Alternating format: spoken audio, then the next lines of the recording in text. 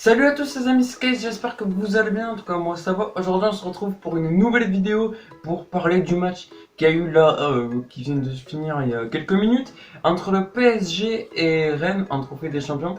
Donc c'est parti pour le résumé. Donc déjà ça commence déjà très très fort pour Paris Saint-Germain avec la 11e minute de jeu, on comprend, pour Pablo Sarabia qui le tire très bien et la tête de Kerrer qui tape la barre malheureusement pour, euh, pour, pour l'Allemand Thilo Kerrer. Et puis juste après, comme par hasard, une minute après, c'est Benjamin Bourigeaud qui centre sur le côté gauche parisien, sur le côté de Juan Bernat. Il centre, il fait un très bon centre. Unou qui se défait totalement du marquage de Kerrer laisse partir Unou il a juste quand même le plat du pied ou le genou, je sais plus ce qu'il met.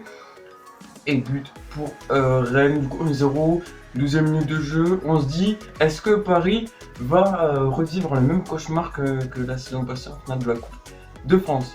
Puis après ce but, après la 12e minute de jeu, Paris pousse très clairement, pousse. Voilà, ils ont des occasions énormes. Rennes touche plus le ballon. Quasiment, ils ont plus d'occasions jusqu'à la mi-temps. Ils mènent toujours 1-0 quand même à la mi-temps, parce que Paris n'a pas eu la réussite. 56e minute de jeu, Kylian Mbappé qui égalise pour le Paris Saint-Germain. Déjà qu'il était très en forme dans ce match, dans cette première mi-temps. Il avait fait une première mi-temps de classe. Il était sur toutes les occasions carrément du Paris Saint-Germain, quasiment. Et puis là, un très très bon ballon de Marquinhos pour Pablo Sarabia qui a fait un très bon match aussi quand même. Pablo Sarabia qui après remet sur Kylian Mbappé dans l'axe et qui est tout seul parce que Koubek s'est fait avoir.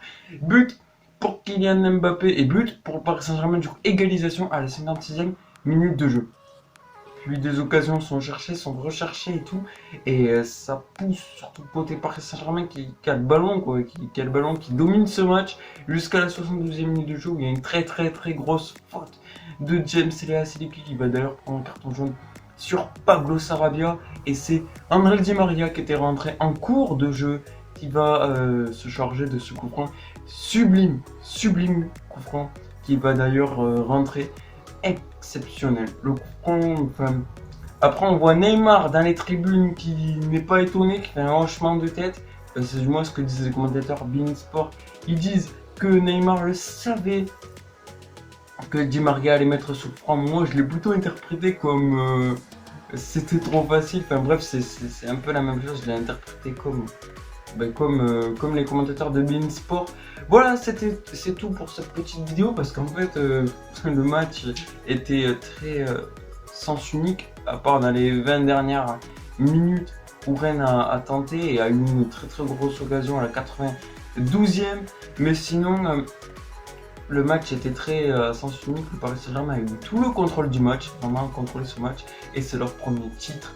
En espérant pour les supporters parisiens que ça soit pas leur dernier cette saison. Voilà, c'est tout pour cette vidéo, j'espère qu'elle vous aura plu. N'hésite pas à t'abonner si tu l'as pas déjà fait et à activer les notifications pour rater aucune prochaine vidéo. Je pense, je suis en train d'écrire la prochaine vidéo qui va être sur la cérémonie The Best. Du coup, je vais dévoiler mon top 3 des meilleurs joueurs de l'année et des meilleurs entraîneurs. Voilà, bref, elle arrivera peut-être prochainement, peut-être pas, je sais pas encore. Ou peut-être dans une semaine, 2 semaines, un mois, enfin, avant la cérémonie. Et c'est tout, et c'était Kaiser, ciao!